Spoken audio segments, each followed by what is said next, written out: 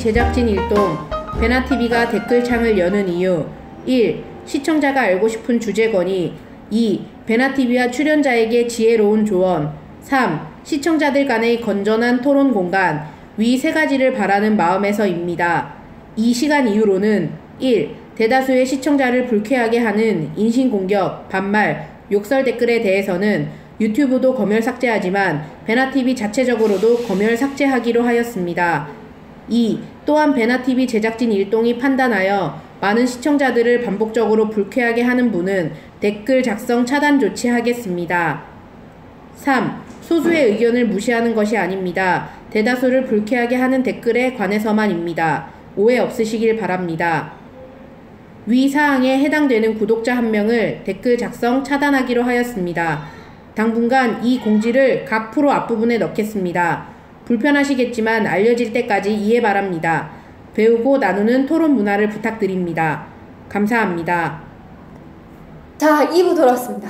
2부 돌아왔어요. 기대되죠? 바로 시작하겠습니다. 바로.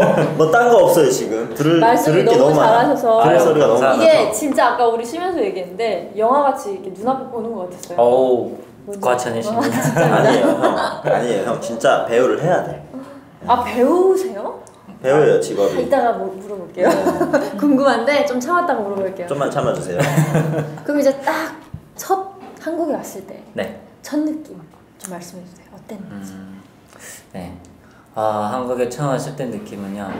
그 아까 뭐 일부에서 얘기 드렸다시피 그런 한이 있다 보니까 이제처럼 그 몽고 국경을 통해서 몽고 비행기를 타는데 참고로 타지 마세요. 떨어질 것 같아요. 이게 날개가 거들거들 거리는데 일단 그래도 다행히 그때 이제 비행기를 처음 타봤으니까. 이게 비행기가 이렇구나. 비행기는 말만 들어봤지. 그리고 혼자서 삐 이러면서 놀아봤지. 어린데. 한 번도 타본 적이 없고. 그쵸. 그걸 탔어요. 오를 때부터 너무 신기했어. 그래가지고 여튼 그랬는데 밖을 봤더니 난리가 덜렁덜렁하네요. 구름 막 있는데 엄청 좀 긴장도 하지만 그래도 이제 말씀드렸다시피 저는 엄청 신나 있었어. 그쵸, 한국에 오니까. 네, 한국에 가니까. 첫 해외여행이라서. 그렇죠. 태어나서 처음 타보는 비행기고 내가 하늘을 날고 있고 너무 너무 신났거든요. 그래가지고 막 가는데 한 3시간을 날았을까? 날았는데 안내 멘트가 딱 나는 거예요. 근데 몽골 스튜디오스가 얘기하는 건데 완벽하지는 않지만 한국어였어요. 근데 그때 태어나서 처음 그런 느낌을 받았는데 내가 막 이러더니 막 히히해 호호 하면서 노는데 그 멘트를 듣는 순간 여기서 뜨거운 뭔가 쭉 올라오는 거예요. 그래서 눈물 푹 흘리는 거예요. 근데 웃고 있는데 눈물 나는 거. 이 연기할 때 최고로 멋있는 건데 그때는 모르잖아요. 근데 요즘 하려면 안 되죠? 안 돼요. 절대 안 돼요. 그때 빼고 한 번도 못 해봤어요. 여튼 그래가지고 눈물 팍 나고 신기한 거예요. 그 멘트가 뭐였나요? 네? 승객 여러분, 뭐 비행기 몇 턴은 다음 이제 잠시 후에 인천공항에 착륙할 예정에 안전벨트를 확인하시고 신발을 신으시고 안전벨트를 하세요. 일어나지 마시고 이거였어요. 별거 아니에요. 근데 중국에서 중국말만 듣고 유일하게 위로 삼아 봤던 게 한국 미디어였고 근데 거기서만 듣던 한국말이 지금 갑자기 들리고 서울말을 들었구나. 그렇죠. 나는 그 길을 가고 있었고 이게 복합적으로 온 거예요. 그래가지고 푹 터져가지고 이거 신기하네 막 이러면서 딱 봤는데 8명 일행이 다 그러고 있는 거야. 다 울고 있는 다 똑같이. 그래가지고 나만 그런 거 아니구나. 그래가지고 지금도 누군가 저한테 이제처럼 한국에 처음 왔을 때 느낌이라든가 혹은 뭐 살면서 가장 행복한 순간이 언제냐라고 하면 이제 이날이었어요. 2006년 2월 8일 날 그 멘트 들었던 그 순간 그리고 신분증 받아들었던 날 그리고 학생증 받아들었던 날 그래서 이 세 개가 가장 아마 눈에 흙이 들어가도 잊지 못할 그런 행복한 순간인데 여튼 그렇게 해가지고 딱 내렸어요. 근데 행복함도 잠시 또 그 몽골 국경 비행기 타기 전에 심장을 쪼이는 말들을 많이 들어가가지고 그게 뭐냐면 비행기 타서 이륙하기 전까지 절대로 함부로 움직이지 마라 이랬어요. 그 이유는 비행기가 뜨기 전에 목덜미 잡혀서 북송된 사람들이 많다. 맞아요. 이런 얘기를 많이 해주세요. 그리고 실제 있었다고 들었어요. 그래서 엄청 떨고 있었는데 문제는 지금 딱 문턱 하나만 넘으면 되는 순간이잖아요. 그래가지고 몽고 공항에 있을 때는 엄마 나 8명이 다 뿔뿔이 흩어져 있었어요. 구석구석 다 숨어 있었어요. 그래가지고 누군가 사인 주면 그때 모이는 걸로 했었어요. 여튼 그렇게 막 긴장 속에 있다가 이제 이륙을 했어요. 그러니까 이제 한시름 놓고 막 들떠 있다가 이제 그런 과정을 거쳐서 착륙을 했는데 그때 말할 때 덧붙인 게 내렸다고 해서 또 경고망동하지 마라. 여기 스튜디오스 안내원들이 내리라고 해도 내리지 마라. 그리고 왜 그러냐 했더니 국정원에서 나올 거다. 그래서 그 사람들이 내리라 하기 전까지 내리지 마라. 내렸다가 그 간첩들한테 잡혀가겠으면 내려라. 이렇게. 그래가지고 되게 겁을 줬네. 겁을 많이 줘요. 근데 사고 나면 안 되니까. 네. 안전성을 왜 군인들이 엄격하게 그 적용하는 거랑 뭐 마찬가지라고 봐도 될 것 같아요. 여튼 그때 그래가지고 그걸 고지 그대로 듣고 다 앉아있는데 내리래요. 도착했다고. 나는 못 들었음. 이러고 나는 못 들었음. 나한테 해당되는 말 아니에요. 다 내렸네. 근데 나는 안 내려. 막 이러고 안 내려. 그런데 한 15분 있다가 내리세요. 이러는 거예요. 그래서 내렸는데 그때 그 멘트가 감동적이어서 지금 들으면 좀 식상한데 뭔지 알 것 같아. 알 것 같아. 다 들었잖아요. 웰컴 투 코리아. 대한민국에 온 걸 환영합니다. 네, 대한민국에 온 것을 환영합니다. 너무 잘하죠. 이러는데 잠깐만 누구 나를 이렇게 환영해줘 봤지? 내가 뭐라고? 중국에선 짐승보다도 못한 나였는데 이렇게 반겨주네? 거기서 좀 울컥도 한번 하고 비행기 그 차 타고 호송됐어요. 그러니까 참 2006년 2월 8일 날에 내 감정 기복이 너무나 컸어요. 좋았다, 무서웠다, 좋았다, 무서웠다, 좋았다. 왜냐면 그 차를 타고 이제 국정원으로 호송되는데 이처럼 옛날엔 차를 타고 다니게 되면 버버리 흉내를 냈었다고 했잖아요. 저도 그런 적 있어요. 이처럼 그 길 가다 보면 중간에서 중국에서는 이제 공안들이 올라와 신분증 검열할 때는 이렇게 자는 척해요. 제발 날 터치하지 않기를 바라면서 막 그랬던 적이 있는데 지나가다 보면 이제처럼 뭐 중국 걸 다 중국말 이랬는데 지금은 한글이 보이는 거예요. 길에 한글이 보이고 옆에서 한국어가 들리고 꿈을 꾸는지 뭐 이게 생시인지 모르겠고 막 그런 들뜬 마음으로 딱 도착했는데 도착하자마자 까목소 이제 까목소는 좀 그랬고 독방에 가다 놔버리는 거예요. 더 황당했던 거는 이거 말하지 말라고 했는데 근데 다 말하더라고. A4 용지를 이만큼 두껍게 딱 놓더니 그건 뭐 써! 써도 아니에요. 그러니까 그렇게 말했으면 더 당황했겠지만 뭐라고 하냐면 너 북한에서 태어났을 때 기억나는 때가 있지? 네. 그 순간부터 지금 내 말한 순간까지 다 써. 이러는 거예요. 네? 이게 뭐 말이야 뭐야 이러면서 그런데 그 A4 용지 다 채워야 되는 줄 알았어요. 다 써야 되는 줄 알았어요. 근데 쓰다 보니까 모자라더라고요. 그래서 여튼 그렇게 썼어요. 근데 결론적으로는 아니 나는 배고파 죽겠는데 밥을 요만큼씩 주고 어디 나가지도 못하게 하고 그러는 거예요. 그래가지고 그게 이제 그거잖아요. 탈북자인지 진짜 탈북자인지 탈북자를 가장한 간첩인지 혹은 조선족인지 이걸 구분하기 위해서 그걸 다 쓰는데 나는 엄마까지 있다 보니까 더 곤란한 게 엄마하고 내가 1년 차이가 난 거예요. 시간에 적어내는 데 있어서 서로 기억하는 기준이 저기 차이가 있을 거 아니에요. 그래서 나는 예를 들면 뭐 어저께 이 물을 마셨는데 엄마는 오늘 오전에 마셨다 이렇게 써버린 거예요. 그래가지고 이게 차이가 난다. 누가 거짓말하나 이렇게 된 거예요. 그래가지고 거짓말하는 건 간첩이다 이런 식으로 또 모니까 잠깐만요. 그건 아닌데 막 이러면서 여튼 그렇게 해서 한 일주일 독방에서 이제 조사를 받고 심지어 우리만 거짓말 탐지기까지 했어요. 여튼 그 정도로 이제 좀 엄하게 이렇게 해가지고 인정을 받아서 나와서 하나원 다 나오셨겠지만 이제 83기로 이제 퇴소를 선배님이시네요. 그렇죠. 네, 그렇게 해서 퇴소를 해서 이제 지금의 집에서 살게. 지금 어머니랑 두 분이 사시나요? 네, 어머니랑 살고 있고 어머니 지금 캐나다 가 계세요. 이제 그거는 이제 간략하게 얘기하면 한국에서 먹고 살기 위해서 일을 하고 자격증 따고 뭘 했지만 사실은 남한사회에서 탈북자를 바라보는 시선이 그렇게 예쁘지만 않고 그리고 거기다가 엄마가 이제 나이가 좀 있다 보니까 나이 따지고 인물 따지고 뭘 이렇게 따지고 거기에서 다 제외 대상이 되니까 엄마 스트레스 받아가지고 일할 수 있는 데가 많지 않죠. 난민 신청 받아준 데가 사실은 갔는데 난민 신청보다는 거기가 여유롭더래요.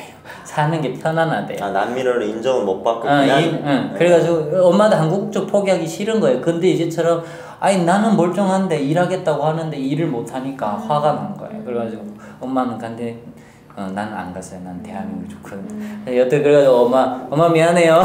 그래서 엄마는 이제 아니 할 것만큼 했어. 엄마 따라 중국 가고 엄마 따라 한국 왔는데 엄마 따라 캐나다까지 갈 수는 심지어 없잖아. 엄마가 어떻게 했냐면 저 본명이 나가도 되지만 달라요. 본명이 따로 있는데 어느 날 이게 너 이름이야 이렇게 하고 준 게 이 이름이에요. 우리 엄마는 독재적인 그런 성향이 있어서 어쩔 수 없어요. 김정일이 밑에서 독재 나라 살다 온 네, 그래서 심해요. 요거는 내가 양보를 그래서 엄마 가라고 나는 안 간다고 난 아까부터 계속 멘트 중에 하나 마음에 들었던 멘트가 아들아 이게 아들아. 굉장히 아들아 하는 거 들을 때마다 여기가 심쿵했어요? 심쿵하면서 심쿵했어요. 저도 그 말 들을 때마다 계속 아프긴 해. 따뜻했다고 해야 되나? 그래서 여튼 그래 엄마는 캐나다 가고 나는 이제 여기서 떨어져 있던 거죠. 네. 이 얘기가 왜 나왔죠? 그럼 혼자 사시네요. 네, 그렇죠. 엄청 편안합니다. 잔소리 안 혼자 듣고. 사는 남자. 네, 아주 좋습니다. 아 네. 네. 갑자기 환해지시는데 아, 지금? 역시 남자는 혼자 살아야 되고 집이 있어야 돼요. 네. 아, 그렇죠. 예.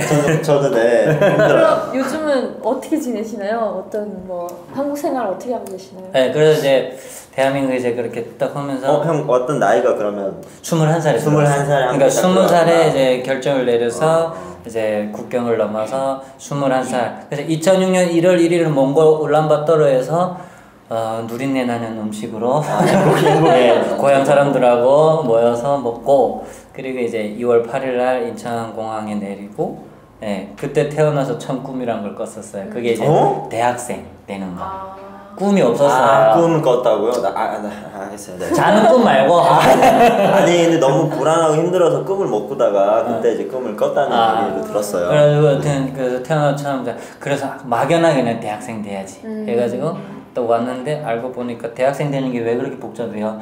뭐 하고 싶은 거 해야 되고 무슨 뭐 학력 인정받아야 되고 뭐 너무 복잡한 거. 그래서 아니 나는 학생증만 주면 된다니까 속으로 그랬었는데 알고 보니까 이제 학력 인정을 받아야 되는데 그래서 북한의 제 학력은 남한으로 치면 초등학교 6학년 중퇴고 그쪽으로 치면 중학교 2학년 중퇴예요. 그래서 2학년 중퇴다 보니까 손에서 볼펜을 놓고 산 지가 한 13년이 됐어요.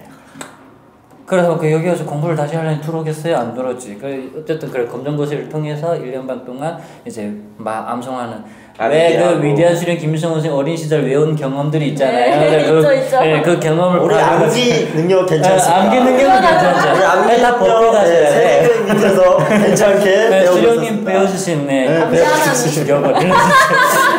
수령님 배워주신요? 여튼 뭐 그게 이제 그런데 좀 발휘가 되더라고요. 그래서 막 외워가지고 찍게 해가지고 학력 인정받고 찍게 했어요? 네, 찍었죠. 그래서 왜 예를 들면 무슨 이순신 장군이 돌아가시기 전에 한 말은 뭐 이런 식으로 보기에서 딱 찍고 뭐 이런 식으로. 근데 우리는 그런 교육을 전혀 못 받았잖아요. 그 찍기가 난 참 좋더라고요. 아, 그렇죠. 편안. 너무 마음에 들더라고요. 왜냐면 북한은 다 주관식이잖아요. 그러니까요. 근데 여기는 객관식이 나오니까 그게 너무 편한 거예요. 짱이야. 짱이에요. 여기 시험 보기. 여러분 시험 보러 여기 오세요. 저 지금 그래서 주관식 볼 때 싫어요.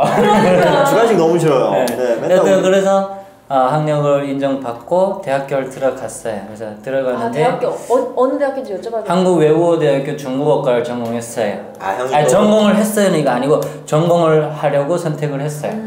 중국에 4년 계셨으니까 또 이제 중국어를 좀 하실 줄 아니까 그쪽으로 가죠. 네, 그래서 제가 이제 지금에 와서 하는 말이지만 당시에 그 결정이 얼마나 거만하고 교만했는지를 이제 지금에 와서 느끼는데 왜요?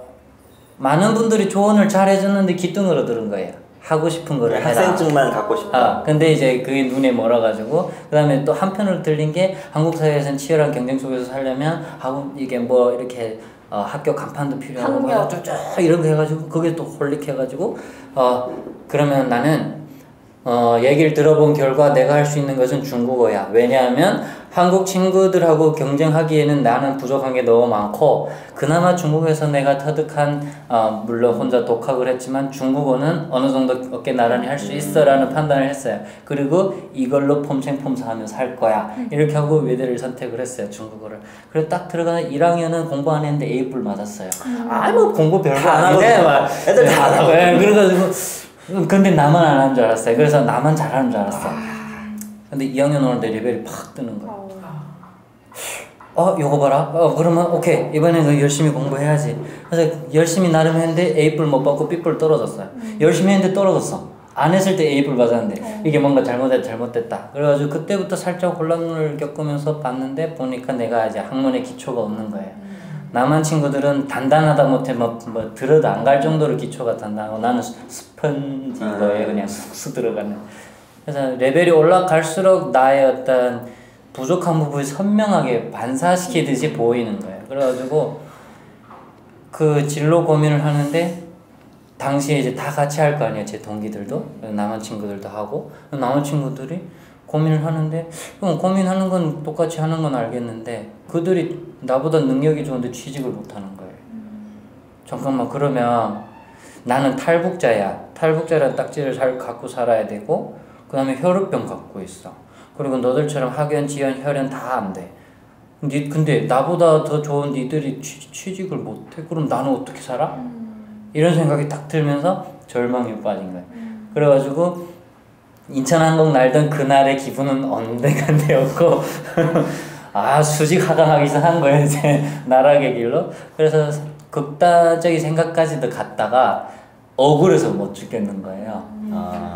잠깐만. 그러면 안 되지. 그렇지. 여기까지 와서 그러면 안 되지. 그렇지. 안 되지. 안 되는데 그때 당시 그만큼 힘든 거야. 그럴 수 있어요. 근데 이 마음 저는 다는 이해를 못해도 이해를 합니다. 공감할 수 있죠. 그래가지고 6개월을 PC방에서 먹고 자고 했어요. 온라인 세상에 빠져가지고 사람들하고 히히호호하면서 사는 게 재밌어가지고 재밌죠. 거기서 빠져 살았어요. 근데 한편으로 자꾸 찝찝한 거. 너 이러려고 한국 왔니? 이라는 그 엄마의 말이 들리는 것 같기도 하고 누군가의 말 자꾸 들리는 것 같기도 하고 영 찝찝한 거예요. 근데 어느 날 이제 딱 눈을 떴는데 내가 컴퓨터 모니터 앞에 이러고 있는데 게임은 진행되고 있고 담배 연기 새뽀얀 데 있고 딱 돌아보니까 6개월 이상 됐고 돌아보니까 친한 친구들도 저 멀리 떠나갔고 여자친구도 떠나갔고 그때 또 그러면서 여자친구는 또 사귀었대? 그럼요. 왜냐면 뭐 남자가 예, 여튼 그래가지고 여자친구도 떠나고 그러다 보니까 이제 많이 외로웠었어요. 근데 억울했어요. 내가 그러고 싶어 그러냐? 나도 열심히 할 만큼 했는데 안 된 걸 어쩌라고. 뭐 속된 말로 아르바이트 하루 했어요. 그러면 이제 혈우병으로 인해 가지고 발목이 아파요. 이제 격한 일을 하거나 장시간 앉아 있거나 스트레스 좀 받고 나면 몸에 이상이 생기거든요. 이상이 생기면 최소 일주일을 아파야 돼요. 그러니까 사람들이 처음 만났을 때는 이게 멀쩡하니까 그런 걸 생각을 못하고 알바를 했어요. 다음날 아프대요. 그럴 수 있어. 두 번째 또 아프다 해요. 그러면 이래요. 세 번째 하게 되면 이 새끼 일하기 싫어? 그럼 때려쳐. 이렇게 되는 거예요. 그게 아닌데 나는.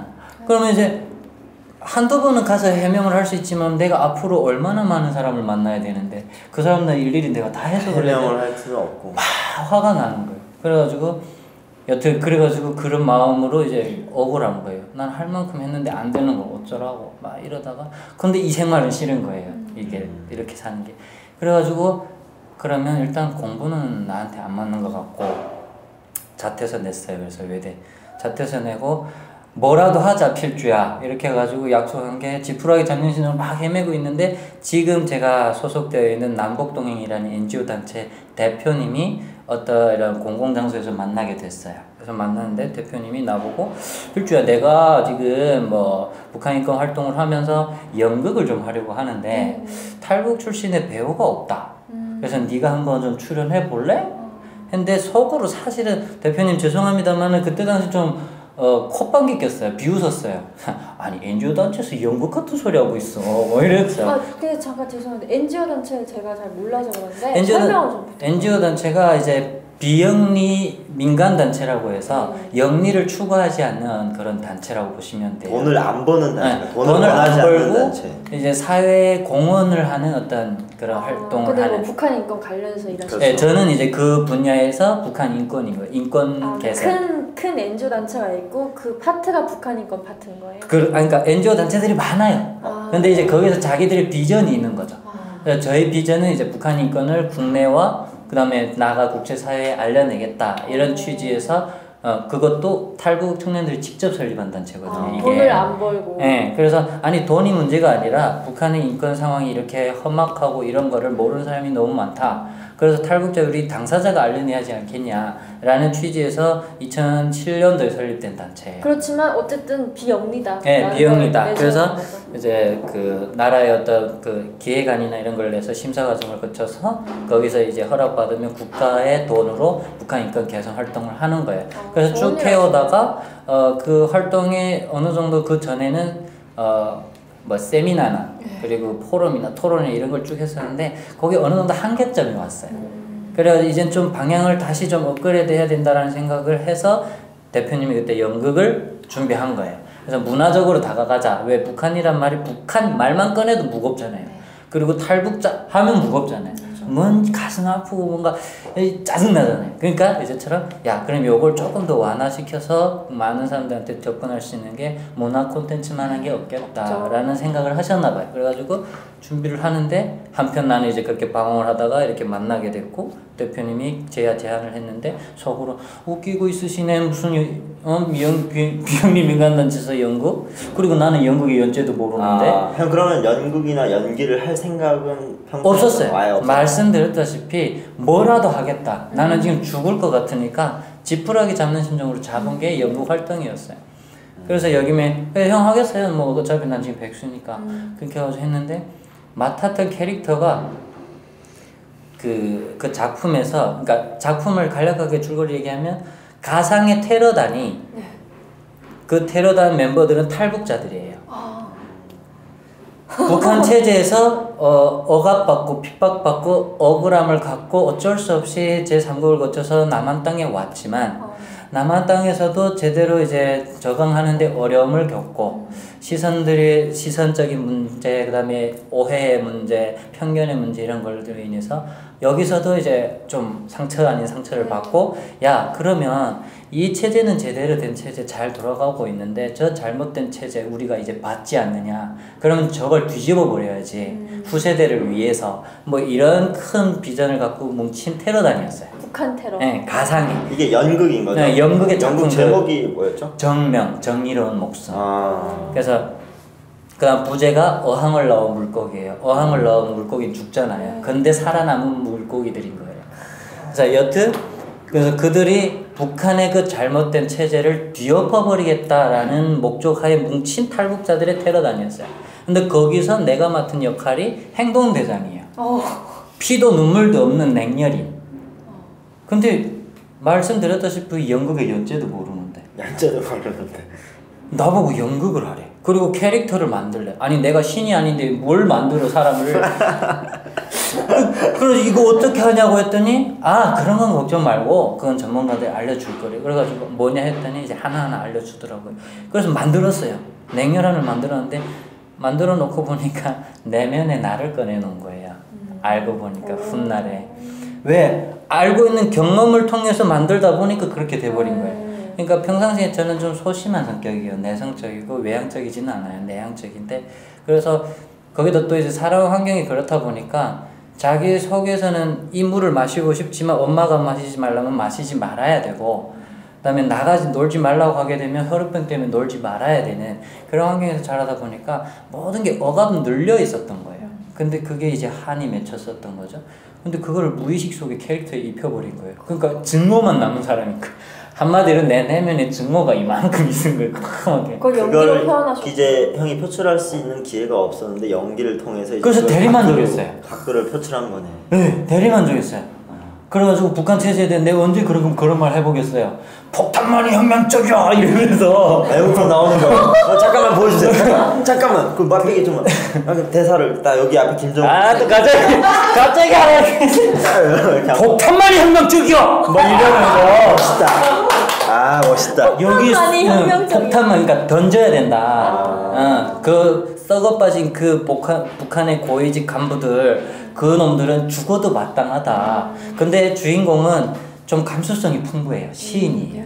그리고 호의호락하며 자랐던 평양 출신이에요. 인류. 그래서 이념 갈등이 이제 서로. 예, 나하고 주인공이 이제 있는데 나는 그 과정을 겪었고 그래서 안 하려고 했는데 내 눈앞에서 가족 그다음에 토끼 같은 딸이 눈앞에서 죽었고 무사일생으로 살아남았고 그런데 지금 이래저래 어쨌든 그 분노로 여기를 이 활동을 하는데 난들 그 사람들 죽이고 싶겠냐 난들 그 애들 죽이고 싶겠냐 근데 나는 후세를 위해서 후대를 위해서 죽이겠다 대의를 위해서 소를 희생하겠다 이 사상이고 그 모습을 보는 주인공은 저 맹렬한 이러면서 너는 사람도 아니야 이러면서 대립을 하는데 거기서 폭탄 던지니 만에 던지는 게 옳으네 만에 이러는 거예요. 그래서 나는 던지겠다. 그래 던지기 싫으면 너는 나가 이러는데 또 안 나가요. 독재자네 독재자. 뭐 그렇게 하면서 좀 내면의 어떤 그런 분노들을 거기서 대리만족을 시켜버렸어요. 표출하셨네요. 예, 그리고 대사 중에 그런 게 있었어요. 사람이 굶어 죽은 걸 본 적이 있느냐고.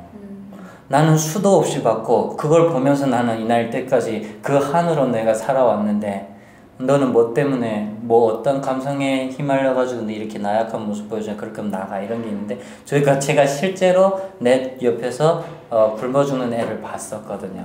거기에 13살 때인데 제가 꽃제비 생활을 한 6개월 했었어요. 북한에 있을 때. 그러면서 거기서 이제 공개 처형도 보고 내 옆에서 바로 한 2살 어린 여자아이가 굶어 죽는 거 봤고 그래서 사람이 굶어 죽을 때 저 신기한 게 여러분들 뭐 이런 말 해도 될지 모르겠지만 사람이 목숨은 붙어 있는데 죽을 때가 되면 파리들이 먼저 알아봐요.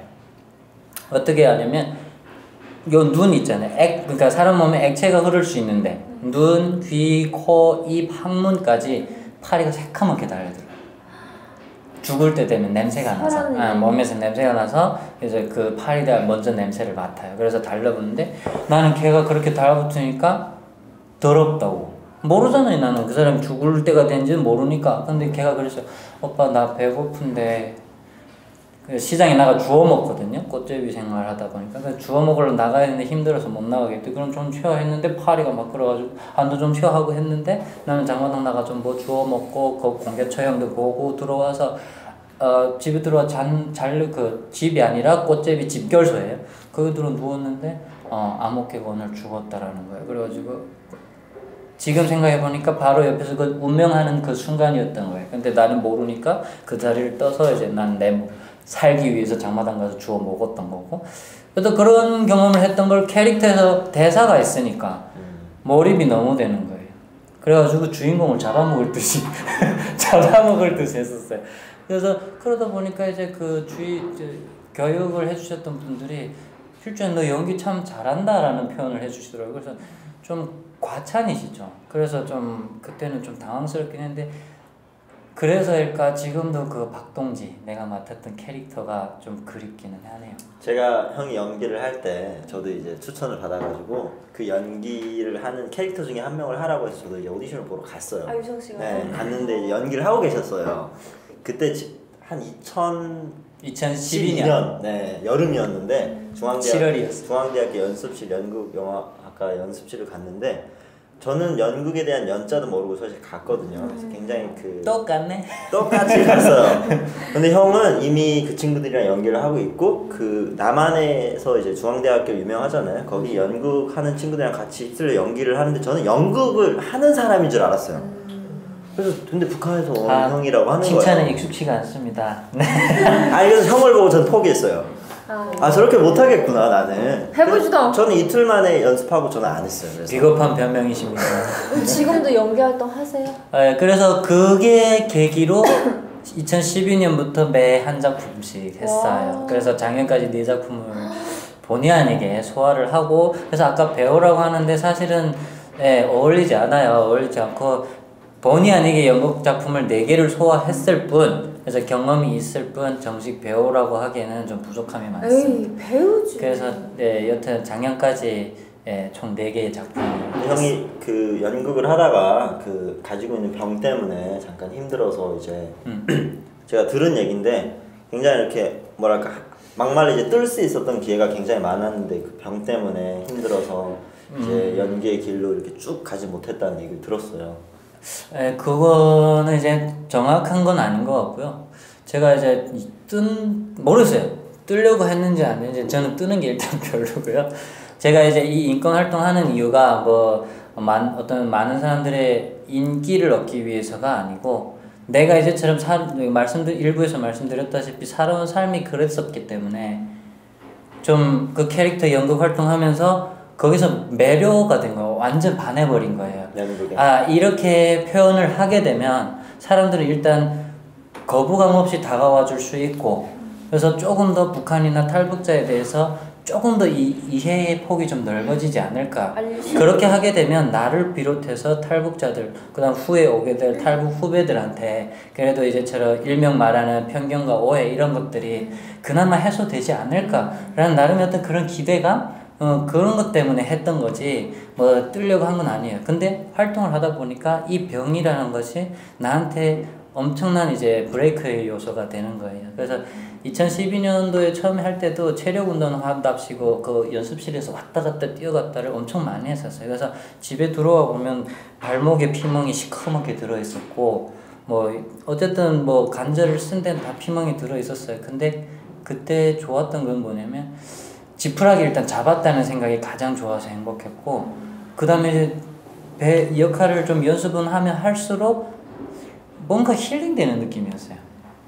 그 다음 캐릭터를 완성시켜 놓으니까 오히려 더 많은 이제 대리만족을 하게 되고, 그러면서 거기서 이제 지금의 진로도 생긴 거예요. 그래서 제가 지금의 진로는 대학교 공부하기 싫다고 자퇴를 했지만 지금 내년에 17학번으로 가톨릭 대학교 심리학과 새내기로 다시 도전을 합니다. 아우, 새내기학교로 그래서 들어가려고요? 여튼 그 과정에서 지금의 진로가 다시 생긴 거예요. 지금의 진로 가톨릭 대학교라고 그러면 신부님 아니요, 신부님은 아니고 안 하실 거예요? 고려대학교, 중앙대학교, 심리학과가 있는 대학교는 지원을 다 했는데 이번에 윤정 씨하고 같이 했던 자전거 행진 때문에 중앙대학교 고사 시험 날짜가 겹치면서 본의 아니게 탈락이 돼버리고 고려대학교는 서류 심사에서 떨어지고 그래서 가톨릭 대학교가 붙어버렸어요. 그래서 심리학교, 가톨릭 대학교 이제 재도전하고 남한 친구들과 똑같이 등록금을 이제 대면서 이제 새롭게 도전하고 있습니다. 여튼 심리학이요? 네, 심리학. 그래서 제가 자살 충동을 느꼈었기 때문에 그리고 거기서 헤어날 수 있었던 거는 억울함이었거든요. 네.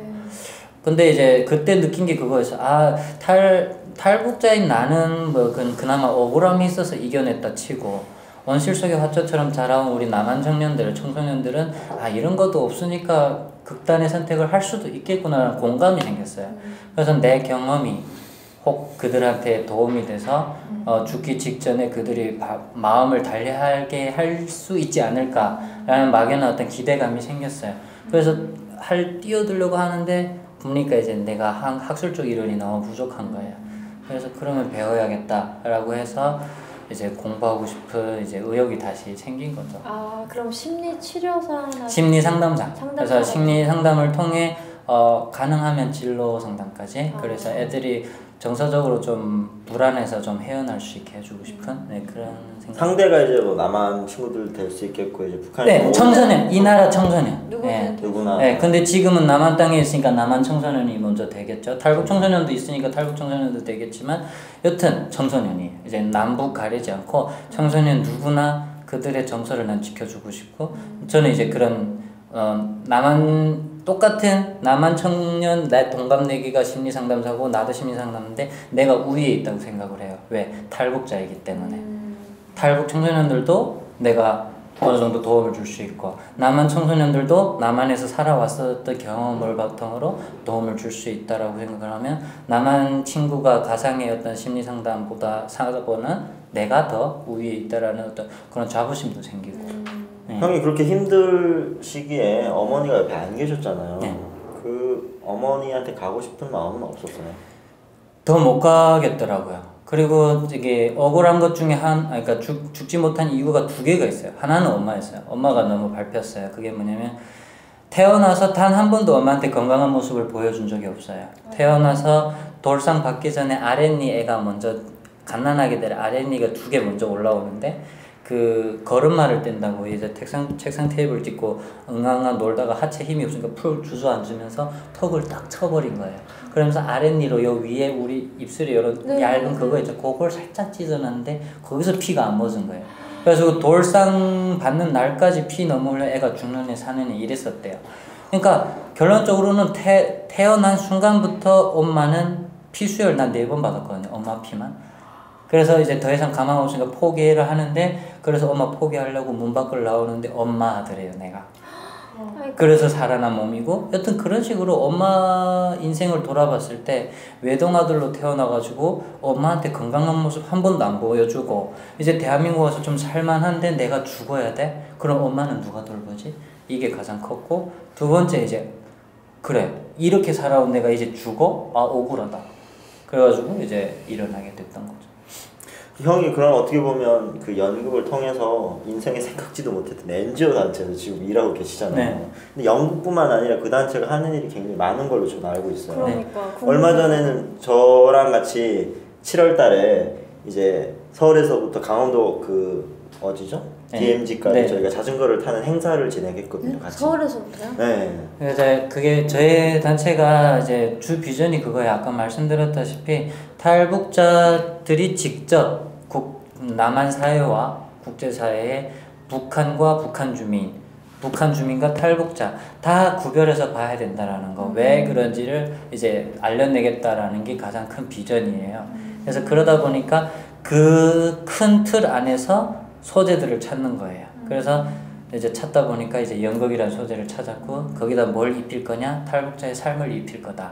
그렇게 해서 연극 활동을 하는 거고, 또 하나는 대외적으로 이제 남북한 청년들의 어떤 그 뭐라고 해야 될까요? 소통을 위해서, 이질감 해소를 위해서 그 같이 만날 수 있는 장을 만들자. 그러기 위해서는 요즘 젊은이들의 취향이 뭐냐 이런 걸 좀 조사를 시장 조사하듯이 해가지고 청년들은 이제 자기 개발을 위해서 좋아하니까 자전거. 그래서 자전거 이왕이면 남북청년 같이 하자 해가지고 자전거 행진도 2년에 한 번씩 해서 총 3회를 했어요. 올해까지. 그래서 올해는 이제 유성 씨가 참여를 해줬고, 그래가지고 이제 소감 어땠어요? 저 듣고 싶어요. 지금 3달 지났는데 갔다 와서 허벅지가 탱탱해졌어요. 자전거를 하루에 한 6시간씩 타니까 이 허벅지가 아주 튼실해지더라고요. 그렇게 하는 이유가 이제 동고동락하면서 그냥 탈북자라는 3글자만 붙여놨을 뿐이지 똑같다라는 거. 인간 사는 생활은 똑같고 탈북자 김필주 해서 뭔가 다르게 보일 뿐, 생각하는 거, 그 다음에 동고동락하면서 힘들어하는 거, 물 마시다가 뭐 잘못 마시면 막 이렇게 기침하는 거 다 똑같다라는 거. 근데 우리는 왠지 다를 것 같이 생각하고 뭐 그런 것들을 이제 그 과정 안에서 1박이면 1박, 2박 3일, 2박 3일 안에서 우리 이거를 해소하자. 이게 가장 큰 거예요. 그래서 그 행사들을 취지를 해서 저희 남북독립 단체가 이제 활동을 하고 있고, 그래서 원래는 북한 인권 탈북 청년 연합이에요. 길다. 엄청 길고 그냥 어두운 말은 다 들어갔어요. 네. 북한 인권 탈북 청년 청년이다. 청년. 그래가지고 어떻게 했냐면 탈청했어요. 탈청. 네, 촌스럽잖아요. 그래가지고 이제 야 그러면 이제는 옛날엔 그게 먹혔어요.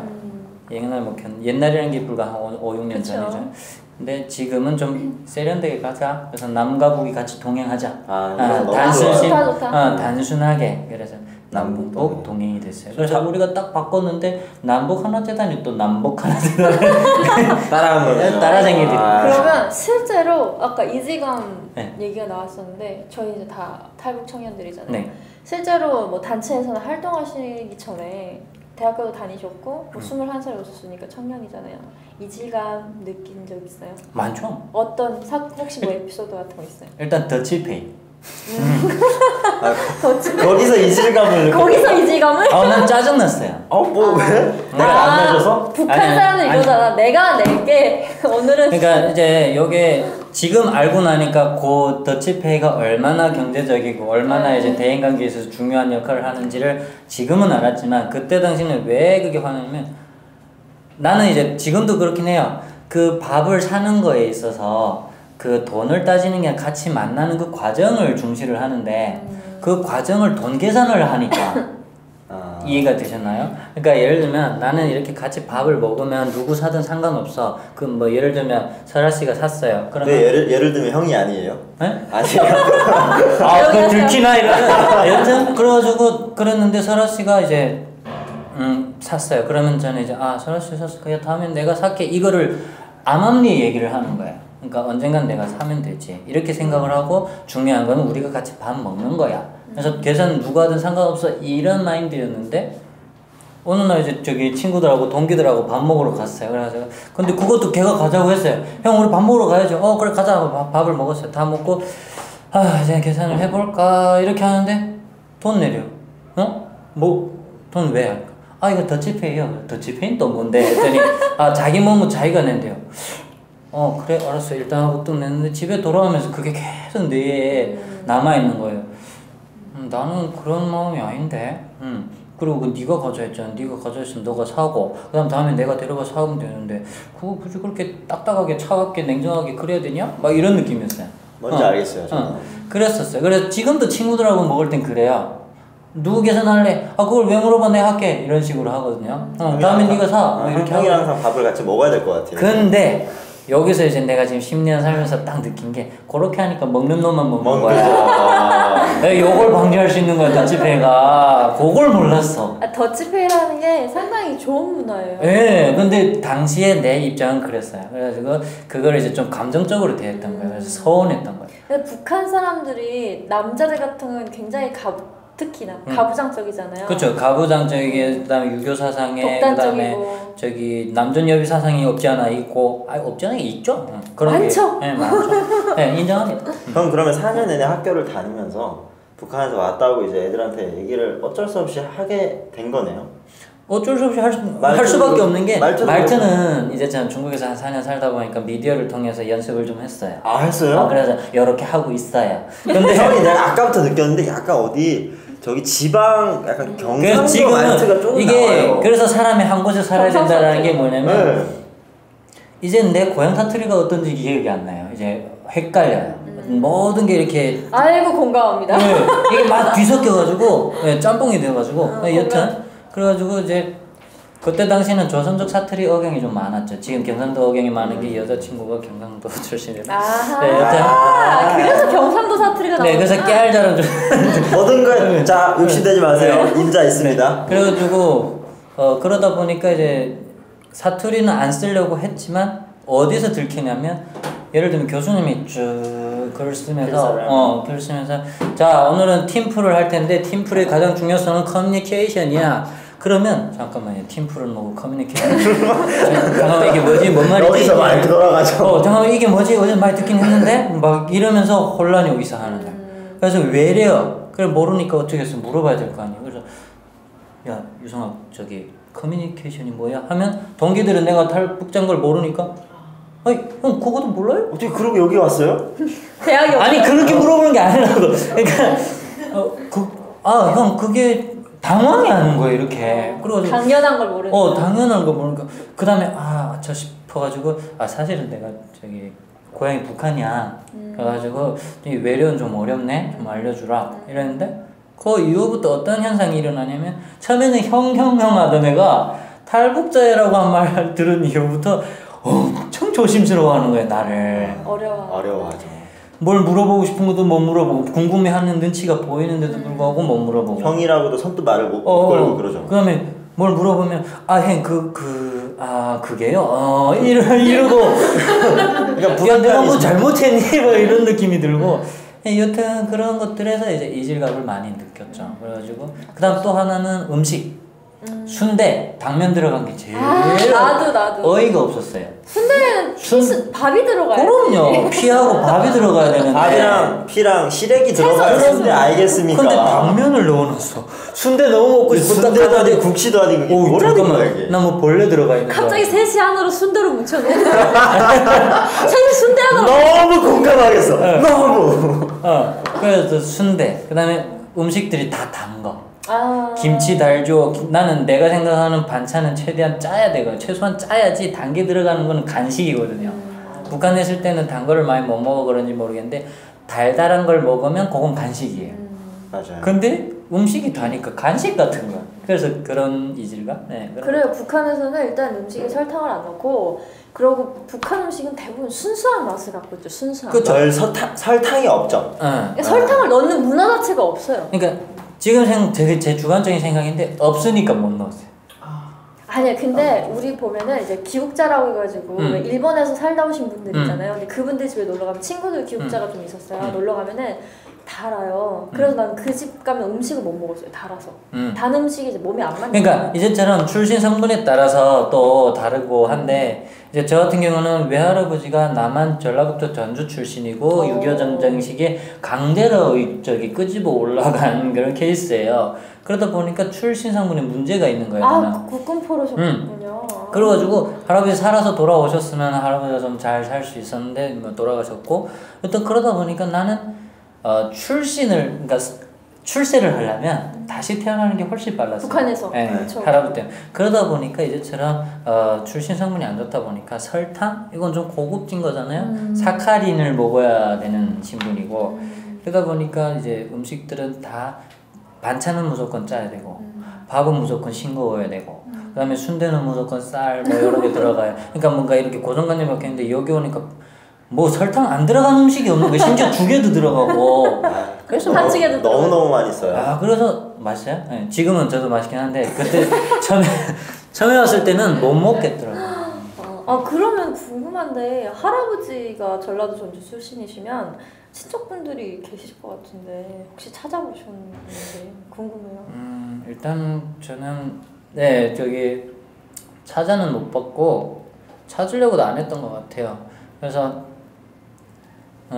와서 일단은 탈북해서 들어왔을 때 아까 말씀드렸던데 어찌 보면 다 그 이유가 있다고 생각을 해요. 왜냐면 신분 없이 짐승보다도 못한 이런 생명을 받아줬잖아요. 대한민국 국민으로 받아줬잖아요.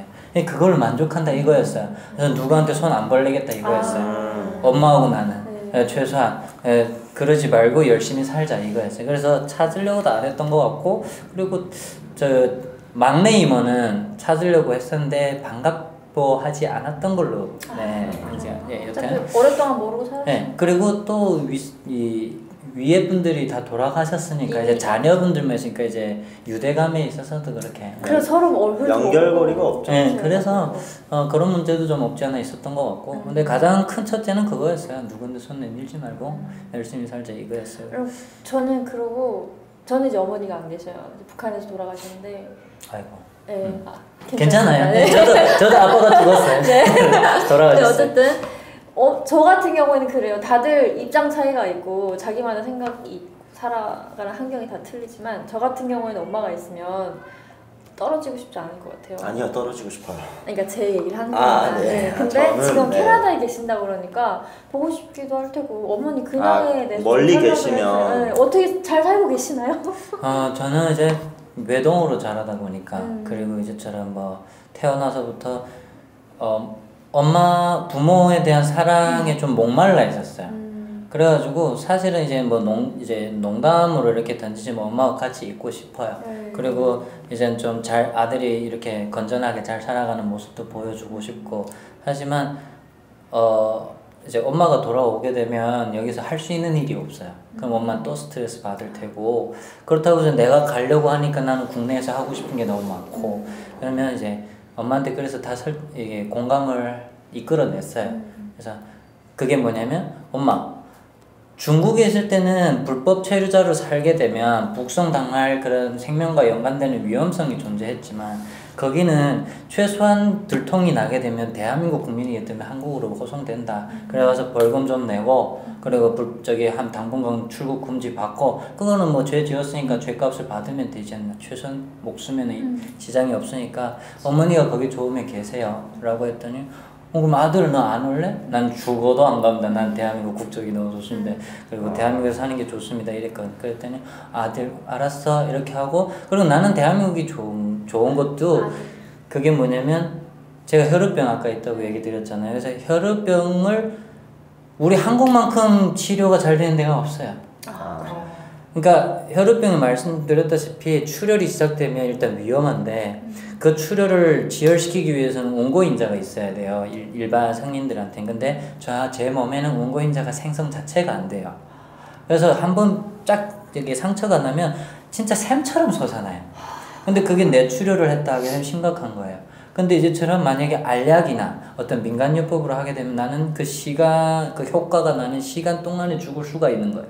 그래서 지금 대한민국에서는 혈액 운고인자를 맡고 있어요. 그래서 직접 혈관 주사를 놔서 제가 살거든요. 그래서 평생 맞아야 되는 거고 이틀에 한 번씩 예방 차원에서 맞아야 되고 그걸 맞게 되면 걔가 안에 들어가서 24시간을 살아요. 내 몸에서. 그럼 그 24시간 동안은 안 맞기보다 훨 좋은 그런 효과를 내는 거예요. 그럼 매일 맞아야 돼요? 이틀에 한 번씩. 이틀에 한 번씩. 귀한 약이라 또 매일 맞을 수도 없어요. 그래서 그렇게 맞으면서 이제 하루하루 이렇게 사는 거고. 그래서 여튼 엄마는 그래서 거기 계시고 나는 그래서 여기 있고. 그래서 어머니는 거기서 지금 한인타운에 계시는 것 같아요. 그래서 그 떡을 만드는 공장에서 일을 하는데 저희 엄마가 좀 두세 가지고 손도 제 머리보다 더 커요. 어렸을 때 엄청 맞았는데 이거 자주 나오죠. 이거 너무 많이 이거 저 빵 치면요 그냥 벽지고 한참 있어야 돼요. 해롱해롱 하거든요. 그래서 젊었을 때 힘도 좋으니까 이제 어떤 많이 맞기도 했고 했는데 그렇게 손도 크고 하다 보니까 일을 잘해요. 그래서 거기서 이제 사장님이 엄청 좋아하시나 봐요. 그래서 거기서도 인정받고 또 여유롭게 살고 돈도 벌리고 그러니까 이제 아들만 오면 되는데 아들 안 오겠다니까 그래 네 맘대로 해라 이렇게 돼요. 형이 정말 대단한 게 저는 그 엄마랑 사는 게 좀 부대끼고 해요. 그래서 이제 같이는 안 살고 그래도 주말마다 가면 엄마 밥 먹고 싶고 엄마 품이 그립거든요. 제가 26살 됐긴 했지만 그리울 수 있을 것 같아요. 형은 지금 거의 뭐 상황이 어쩔 수 없잖아요. 그리운 건 뭐 사실이죠. 그리운 건 사실인데 대한민국에 목숨 걸고 온 이유가 마음 편히 살기 위해서거든요. 맞아. 근데 엄마와 같이 있고 싶다는 이유로 내가 캐나다 가든가 엄마가 여기를 와야 되면 둘 중에 한 명은 불편해야 돼요. 그래서 그게 싫어요. 그게 싫어서 그래서 엄마한테도 그걸 얘기했고 엄마가 그걸 공감을 했고 그래 아들아 그럼 너 거기서 살고 엄마는 여기서 살고 대신에 우리 쌤쌤이다? 오케이. 예 쌤쌤. 뭐 어머니 행복하시다니까 뭐 다행이죠. 그럼 된 거죠. 근데 그럼요.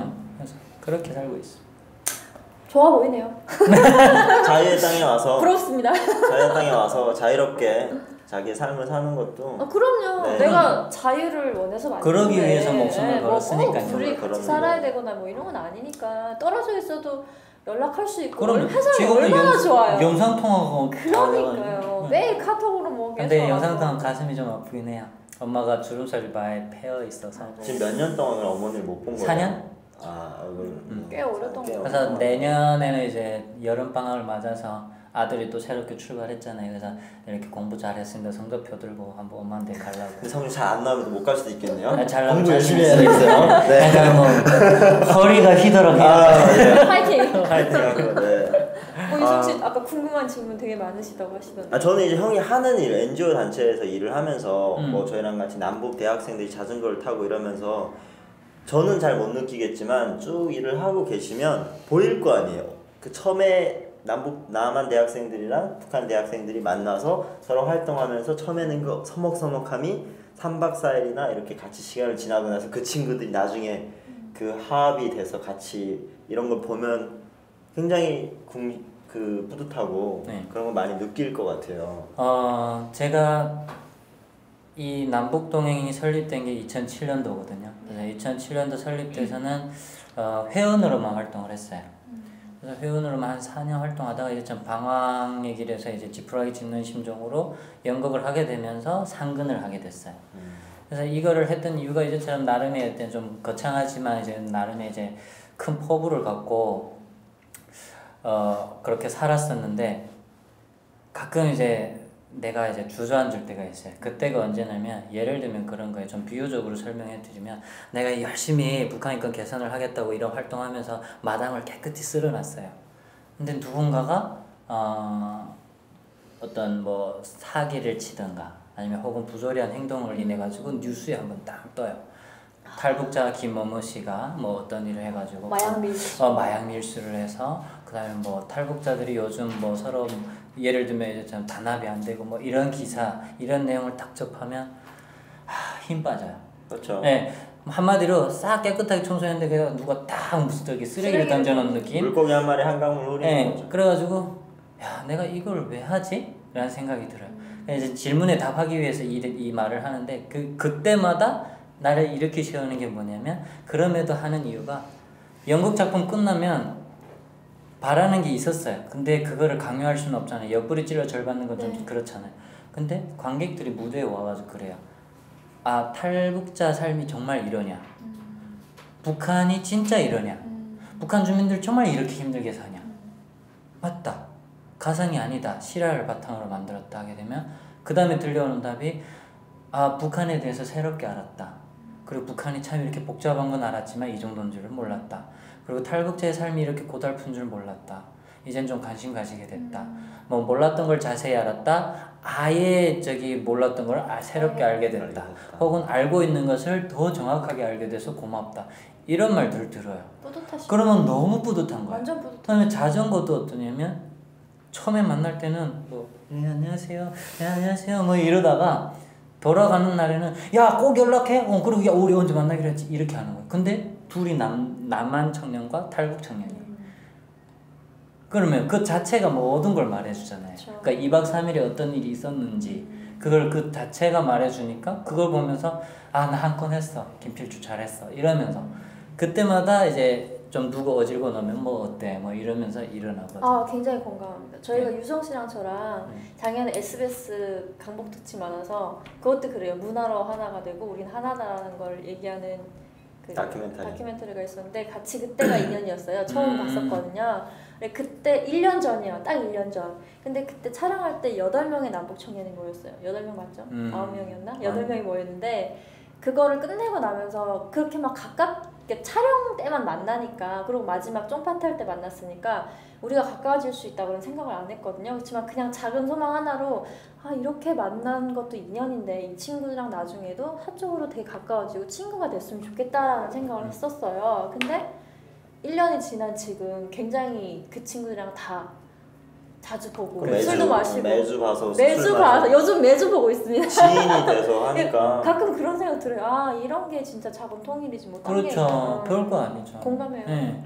그거 사소한 거. 그러니까 이제 좀 어떤 외부적인 영향으로 인해서 이제 본의 아니게 네. 벽이 쳐진 거를 2박 3일 혹은 이런 과정에서 그렇죠. 직접 만나면서 너무 별 차이 없는데? 그러니까 그냥 이거. 거창하게 떠들 필요 없어요. 네. 우리가 뭐 인권 이럴 필요 없고 네. 그냥 소소하게 서로 만나고 그리고 통일도 사실은 여기 남한 청년들이 부정적이라고 하는데 나는 공감이 되거든요. 네 맞아요. 일단은 북한에 대해서 북한 상황에 대해서 잘 모르고 있으니까 그러니까 충분히 그럴 수 있고 근데 제가 생각하는 통일은 그거예요. 이제 좀 말씀하신 대로 크게 생각할 필요가 없고 맞아요. 그냥 각자 자기 꿈을 비전을 향해서 열심히 살되 그 속에 그냥 통일을 계속 염두에 두고 계속 관심을 갖고 탈북자 살고 있는 거 알고 그러면서 살아가다가 어느 날 통일되면 그게 준비된 거 아니냐라는 생각이 들거든요. 근데 마치 이래 통일하게 되면 뭐 거창하고 데이터베이스로 무슨 뭐 경제적으로 뭐 이데올로기적으로 이념적으로 너무 어울릴 수 있겠냐 뭐 이러면서 하는데 충분히 잘 어울리고 잘 있어요. 어울립니다. 하지만 지금도 우리는 통일을 이루고 그렇죠. 있는 건지도 모르죠. 저도 이제 탈북자로서 이런 단체 활동이라는 거 가면 저는 탈북자라는 얘기를 했을 때 사람들이 잘 안 믿어줘서 어떤 때는 속이 탈 때도 있어요.